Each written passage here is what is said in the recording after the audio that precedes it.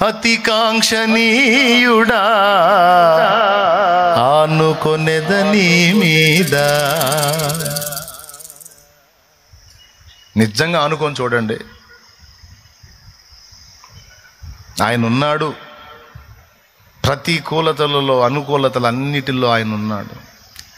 జీవ మరణాలలో కూడా ఆయనే ఉన్నాడు. ఆయనకు ఎరుక లేకుండా ఏది జరగదు, తన చిత్తమే సిద్ధించుగాక అని ఆయన మీద ఆనుకోండి. అప్పుడు ప్రవేశిస్తుంది విశ్రాంతి నీలోనికి.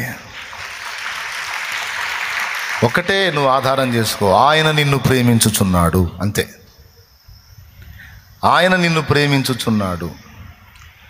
ఏది చేసినా అది ప్రేమలో భాగమే, అంతే. ఆఖరికి జీవమరణంతో సహా ఏది చేసినా అది లవ్లో భాగమే, అంతే. అది నమ్ము, రూఢిగా నమ్ము, ఇంకెళ్ళిపో ముందుకి. ఇక ఏ కలవరం పెట్టుకోవద్దు. ఆయన నిన్ను లవ్ చేస్తున్నాడని నీకు తెలుసు కదా. పరిపూర్ణమైన ప్రేమతో నా తండ్రి, నా ప్రభు నిన్ను ప్రేమిస్తున్నాడు, అంతే. అదొక్కటి గుండెల్లో పెట్టుకో.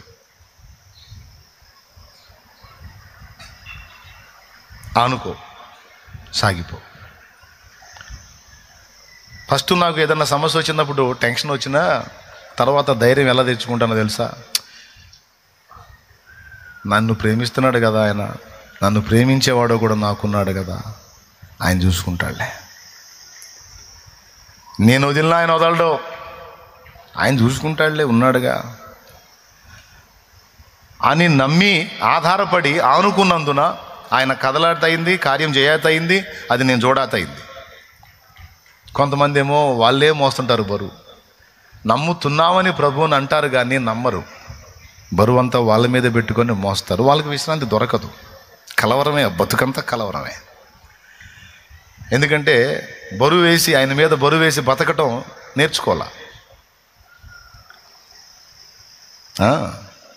నేను చెప్పినప్పుడు, వాక్యంలో విన్నప్పుడు ఈ బరువు ఆయన చేతి అప్పు చెప్తారు. ప్రభా ఇక నువ్వే చూసుకోను ఆయన, ఇక నేనేం ఆలోచించను ప్రభా, నీకే స్తోత్రం, ఇచ్చేసాపో అంటారు. మళ్ళీ ఇంటికి పోయేటప్పుడు ప్రభా నువ్వు ఏడ మొత్తాలేనా ఆయన అని వాళ్ళే తీసుకుపోతారు. నువ్వు ఏడ మొత్తాలేనా ఇంతమంది బాధ అని మళ్ళీ వాళ్ళని ఎత్తిన పెట్టుకున్నారు. పిచ్చోళ్ళు. నువ్వు ఆయన మీద మోపక మునుపు బరువు నీ మీదే ఉంటుంది. నువ్వు పూర్తిగా ఆయన మీద మోపినప్పుడే నీకు విశ్రాంతి దొరికిద్ది. కార్యం కూడా అప్పుడే జరిగిద్ది.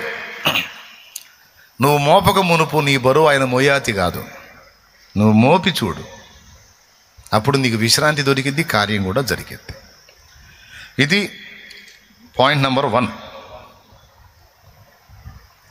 ఆనుకోవటం, ఆధారపడటం నేర్చుకో.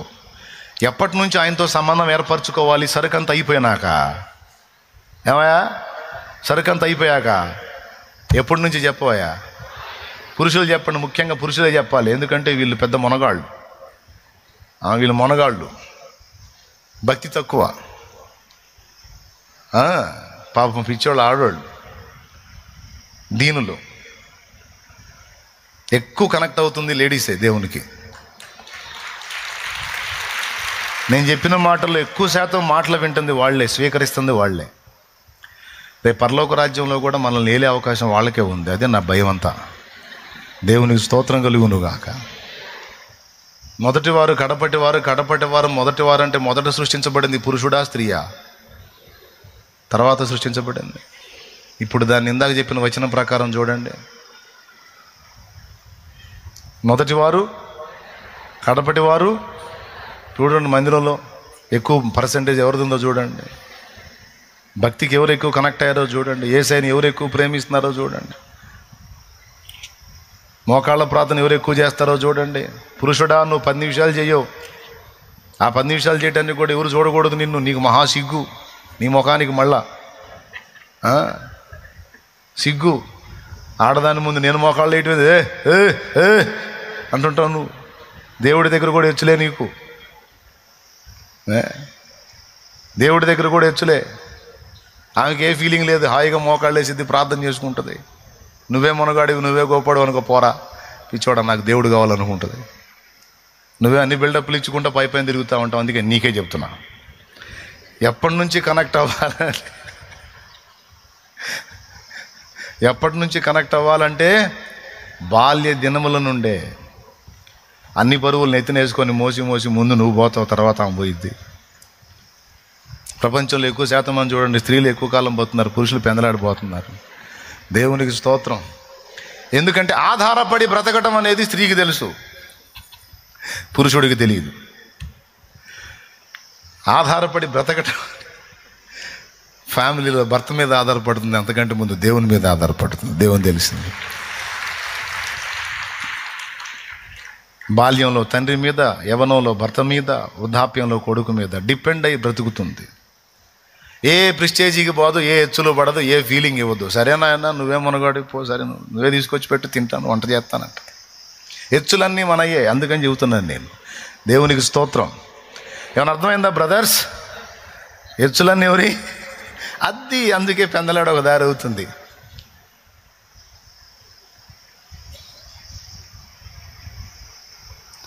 విచిత్రం చెప్పన, మనకంటే ఎక్కువ వర్క్ చేసేది హెచ్చులు పడదు. మళ్ళీ నీతో పాటు ఆఫీస్కి వెళ్ళి ఆమె కూడా జాబ్ చేసి వచ్చేది, నీతో పాటు సంపాదించింది.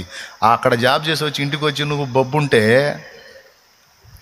అక్కడ వర్క్ చేసి వచ్చి మళ్ళీ ఇంటికి వచ్చి పాత్రలు దోమి, పిల్లల్ని రెడీ చేసి, బట్టలు శుభ్రం చేసుకొని, ఇల్లు శుభ్రం చేసి, మళ్ళీ నీకు రెడీ చేసి లే తిను అంటది. నీతో పాటు డ్యూటీ చేసింది ఆమె కూడా, కానీ ఇంటికి వచ్చి మళ్ళీ అంతవరకు చేసింది. చూడండి, ఫిజికల్గా ఎవరు పర్ఫెక్ట్గా ఉన్నారో చూడండి, కానీ హెచ్చులు పడిద్దా? ఫీలింగ్ ఇచ్చిద్దా?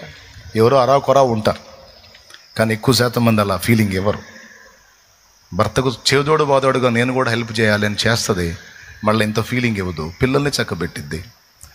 మళ్ళీ ఉదయాన్నే నువ్వు ఇంకా బొబ్బోనే ఉంటావు, మళ్ళీ పొద్దున్నే లేచిద్ది, మళ్ళీ మొత్తం రెడీ చేసిద్ది, నీకంతా ఫుడ్ కూడా రెడీ చేసిద్ది, పిల్లలకి రెడీ చేసిద్ది, మొత్తం రెడీ చేసిద్ది, అందరినీ పంపించిద్ది, మళ్ళీ ఆమె రెడీ అయ్యిద్ది, ఆమె జాబ్కి ఆమె వెళ్ళిద్ది. ఇంత చేసి కూడా మళ్ళా ఫీలింగ్ ఇవ్వదు స్త్రీ. ఏదో బిల్డప్పే కానీ ఇంతసేపు వర్క్ చేసే వ్యక్తి సరిగ్గా తిరగబడి నిన్ను 2 ఇచ్చింది అనుకో, లెగుస్తావా? అట్లా కూడా చేయదు, ఎందుకంటే గౌరవం. దేవునికి స్తోత్రం కలుగును గాక. హల్లెలూయా. చూడండి, మీకు ఎంత సపోర్ట్ చేస్తున్నాను నేను. సహోదరులారా, నయానో భయానో నవ్వించో కవించో ఒక మాట మీ హృదయంలో పంపించాలి. ఏంటంటే, ఎక్కువ శాతం బరువు భుజానేసుకొని మోసేది పురుషుడు, కుటుంబ బాధ్యత. అందుకే చెప్తున్నా, ముఖ్యంగా పురుషుడే దేవునికి కనెక్ట్ అవ్వాలి. పురుషుడు దేవునికి కనెక్ట్ అవ్వాలి. ఏ దినములో అంటే బాల్య దినముల నుంచే దేవునికి కనెక్ట్ అవ్వాలి. అవ్వండి, ఆ విధంగా అనుకోండి ఆయన మీద, ఆ తర్వాత చూడండి. సింపుల్. ఇది అర్థం కాకపోవడానికి పెద్ద మర్మమేం కాదు.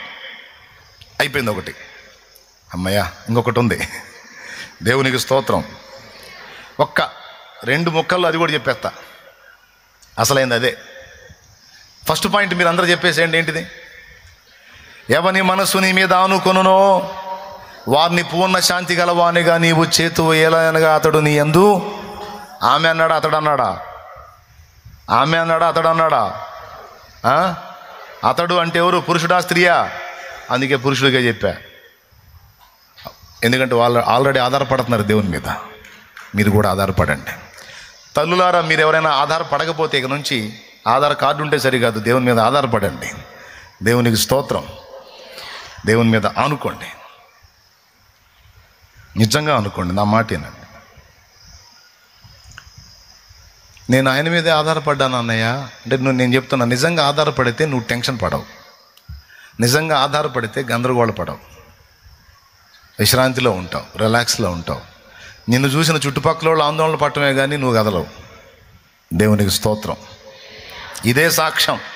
నీ ముఖంలో చిరునవ్వు చెరగదు, తిండి మానుకోవు, నిద్ర మానుకోవు, హ్యాపీగా ఉంటావు, టైంకి ఆహారం తీసుకుంటావు, టైంకి హాయిగా పండుకుంటావు. ఏలయనగా నీవు నా ప్రభు మీద అనుకున్నావు.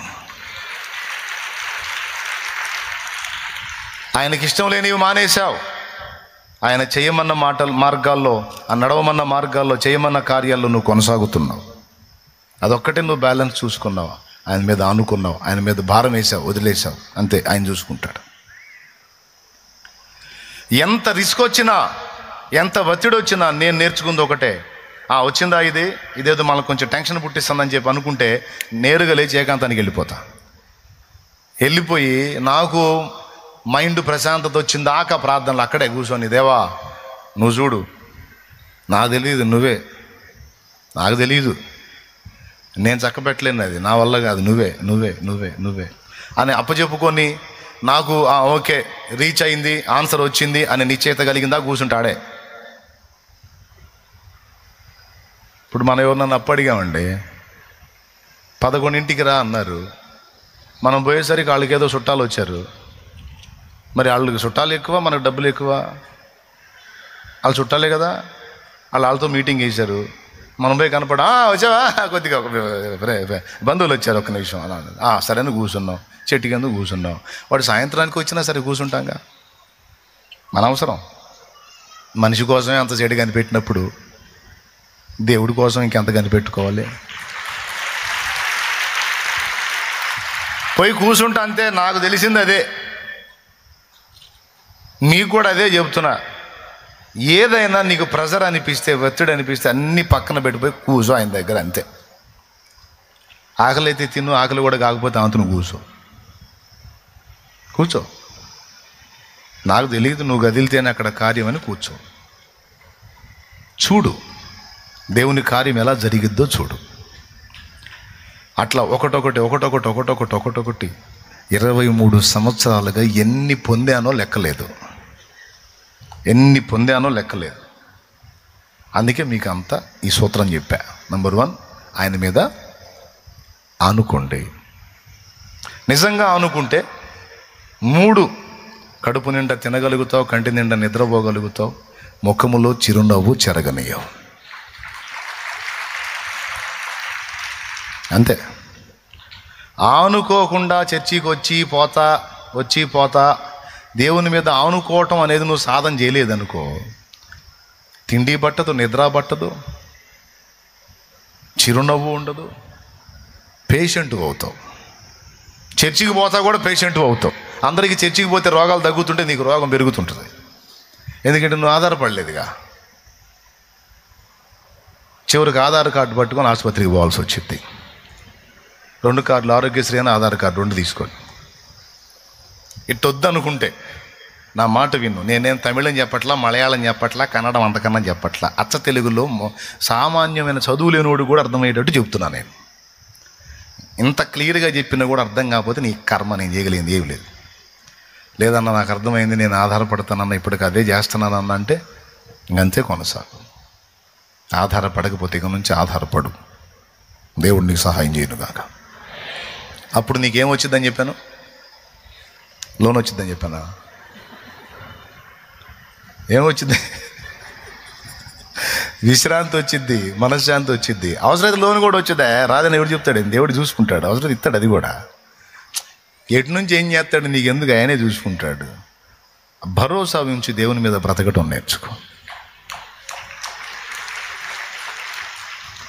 ఆధారపడకుండా నీ మీద నువ్వు ఆనుకుంటే, నువ్వు ఏ మనిషి మీద అయినా ఆనుకుంటే, ఏ డబ్బు మీద ఆనుకుంటే, ఏ వస్తువు మీదైనా ఆనుకుంటే దెబ్బతింటావు, ఒత్తిడికి గురవుతావు. ఇంకా విరక్తిలో నీ ప్రాణం నువ్వే తీసుకునే పరిస్థితి కూడా వచ్చింది. అట్లా చేసుకోవద్దు. ఒత్తిడి తట్టుకోలేక నీ ఊపిరి నువ్వే తీసుకోవాల్సిన పరిస్థితి కూడా వచ్చింది. అట్లా చేసుకోవద్దు. వద్దు బిడ్డ, నా తండ్రి ఉన్నాడుగా, 23 ఏళ్ళు నాకు తోడై ఉండి నన్ను నడిపించిన నా ప్రభు, అదే దేవుడిని నువ్వు నమ్ముకున్నావు, నీకు తోడై ఉంటాడు. చావాల్సిన అవసరం లేదు, అంత ఒత్తిడికి గురి కావాల్సిన అవసరం లేదు.